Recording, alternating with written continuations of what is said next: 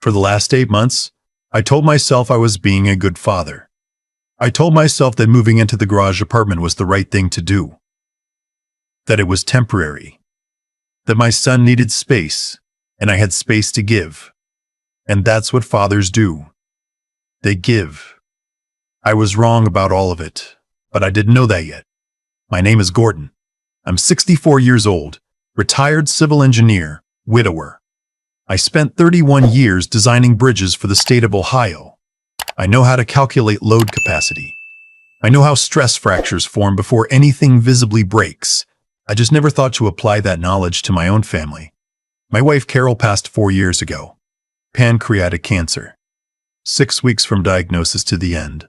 That's how fast it went. One day we were talking about a road trip to Savannah, and 6 weeks later, I was standing in our backyard alone, holding her reading glasses because I didn't know where else to put them. After she was gone, the house felt like a building I'd been locked inside without a blueprint. 5 bedrooms, 2.5 acres outside Columbus.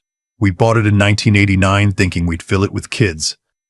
We only had the one, my son Nathan. Nathan is 33. He works in software sales. He's smart, well-dressed, the kind of man who walks into a room and knows immediately how to be liked. Carol adored him. I adored him. Still do. That's the part that makes all of this so hard to say out loud.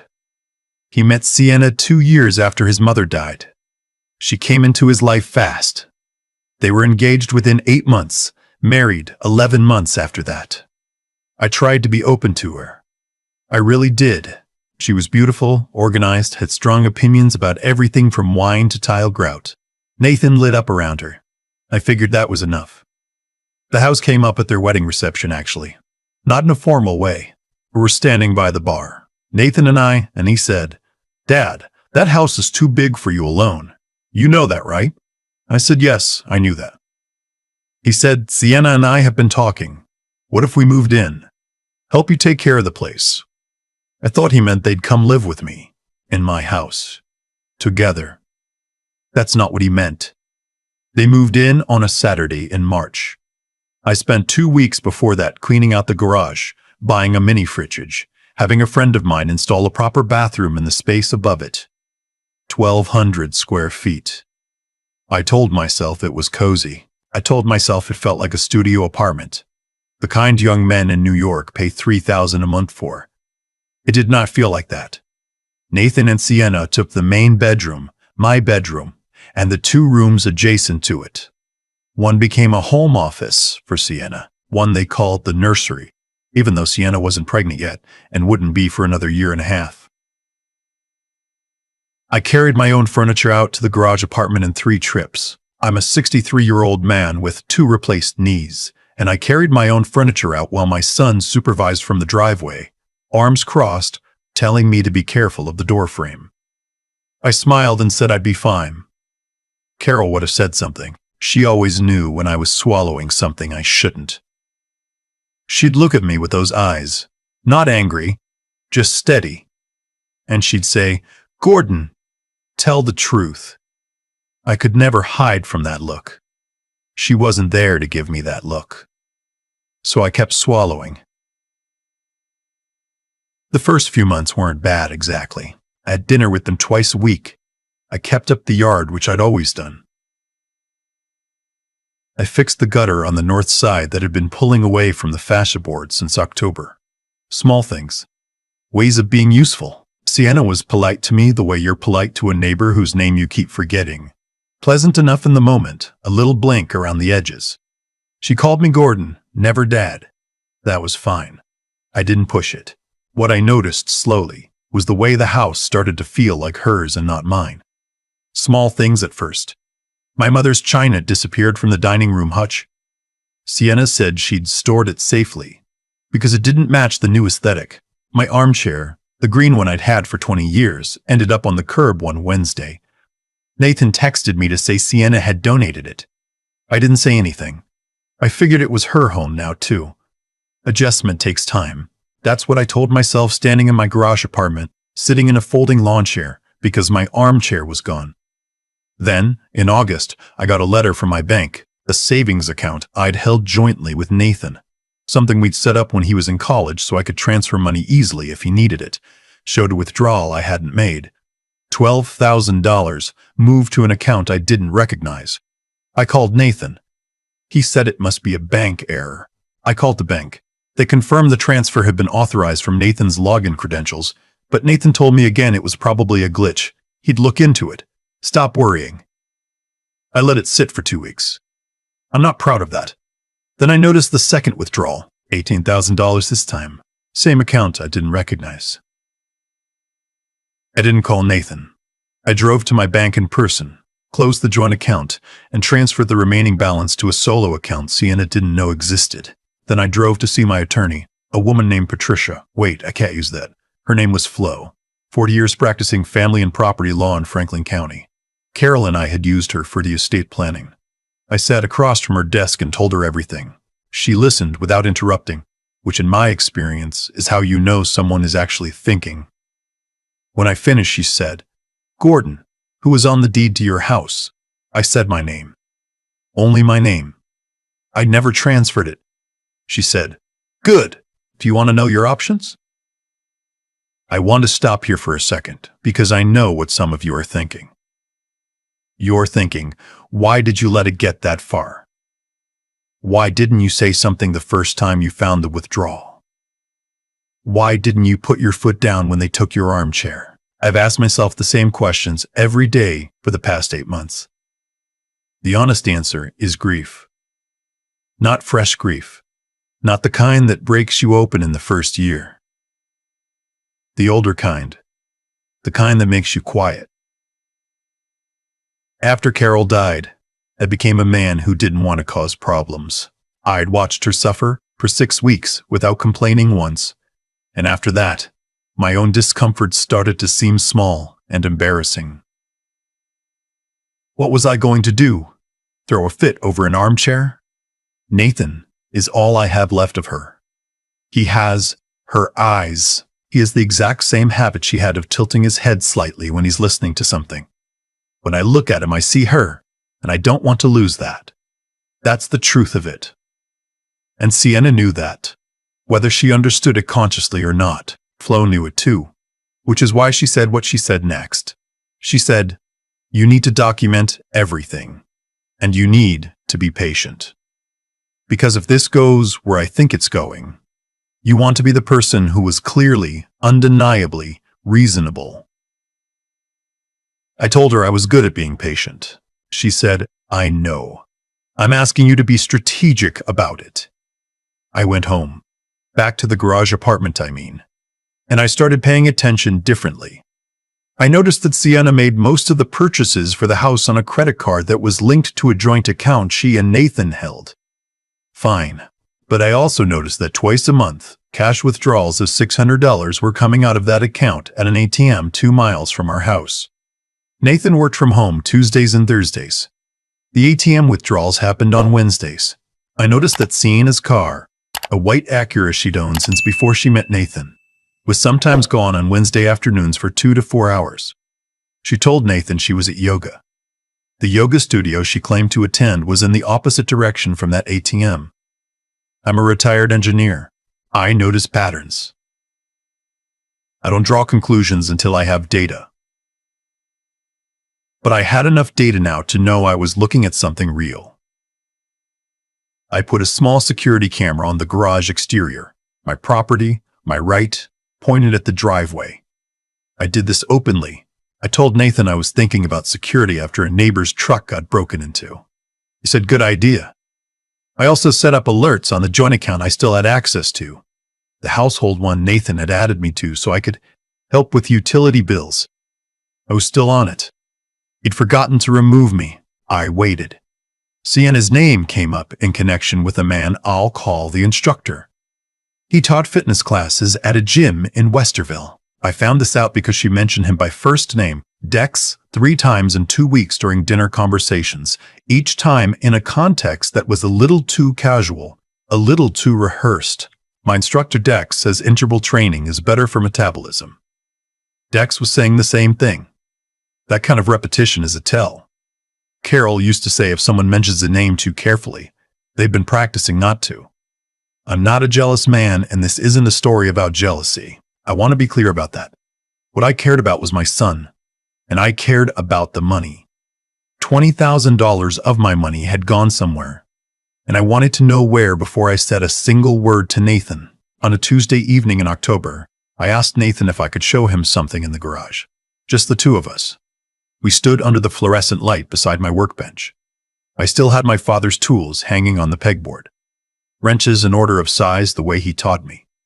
I pulled out a folder. Inside was a bank statement showing the 2 withdrawals, a printed summary from Flo showing that the account the money had been transferred to was registered in Sienna's name only, opened 3 weeks before the first withdrawal. A log of the ATM withdrawals with dates and times, a printout from the camera showing Sienna's Acura leaving on 4 separate Wednesday afternoons. I didn't say a word. I set the folder on the workbench and waited. Nathan stood there for a long time. He picked up the bank statement. Set it down. Picked it up again. His jaw was doing that thing it used to do when he was a teenager and I'd caught him in something he couldn't explain away. He said, "Dad," I said, "take your time." He said I didn't know about the account. I believed him. That was the thing, I did believe him. That was the thing, I did believe him. Nathan has never been a dishonest person. He's a person who fell in love with someone who was. He started to cry. Not dramatically. Nathan doesn't cry dramatically. Just a reddening around the eyes. A tightening in his throat. He said, "I don't know what to say." I said, "You don't have to say anything right now. But I need you to understand something." I tapped the bank statement. This is documented. Flo has copies of all of it. If this goes further, it goes to a different kind of conversation. He nodded. He looked about 12 years old. I put my hand on his shoulder. I said, "I'm not your enemy. I never have been." He said, "I know, Dad." I said, "I need you to really hear that, because what happens next is going to be hard. And I need you to remember that I love you." He started crying for real then. I let him. What happened over the next 6 weeks is something I'll summarize because it's not the part of the story worth dwelling on. Nathan confronted Sienna. She denied the account at first, then admitted to it, then cried, then said she'd been saving for security because she didn't feel financially stable in the marriage. The instructor was addressed separately. She denied that too for about 40 minutes, and then she stopped denying it. Nathan called Flo himself. Flo connected him with an attorney who handled the financial recovery. The full $20,000 was returned within 30 days as part of the separation agreement, because Flo had made sure I had documentation of every cent. Nathan filed for divorce in November. Sienna moved out on a cold Saturday, taking what was hers. She left the kitchen in a state I won't describe. The curtains she'd picked out were still hanging. The throw pillows she'd chosen were still on the couch. Nathan sat in the living room that afternoon looking at those pillows for a long time. I sat next to him. I didn't say anything wise. I didn't offer a lesson. I just sat there, the way my father used to sit next to me when things were bad. Not to fix it, just to make the room feel less empty. After a while he said, "Dad, I need to ask you something." I said, "Go ahead." He said, "Did you ever actually want to move into the garage?" I looked at him. He already knew the answer. He'd probably known for a while. I said, "No." He was quiet. Then he said, "I'm sorry. I don't know why I let that happen." I said, "You were in love." And she was smart about it. Those two things together can make a very convincing picture of something that isn't real. He said, "That's generous of you." I said, "I'm your father. I've been generous with you since before you could walk." He laughed a little at that. Just a little. It was enough. I moved back into the house in December, back into the main bedroom. Nathan took the room at the end of the hall, the one Carol used to use as a reading room. He's still there now. We have dinner together most nights. He's working through things. Therapy twice a week, which I pushed for and which he initially resisted and now says is the best thing he's done in years. He got a promotion at work in February. He's been running more. I see him leave early in the mornings, headphones in, moving down the driveway at a steady pace. He looks better. He looks like himself. I brought my mother's china back up from where Sienna had stored it in the basement. Set it back in the hutch in the dining room, chipped one of the soup bowls getting it up the stairs. Stood there looking at it for a second, then decided a chip was just a chip. I never did replace the green armchair. I bought a different one. Dark blue. A little stiffer. Nothing like the original. I'm getting used to it. That's what you do. You find something different and you get used to it, and after a while it starts to feel like yours. Carol's reading glasses are still on the bookshelf in the bedroom, right where I put them the day she died. I don't know why I never moved them. Maybe because they're exactly where she would have set them down, next to the lamp, at an angle, the way she always did when she was planning to come back and keep reading. Some things you keep. Some things you let go.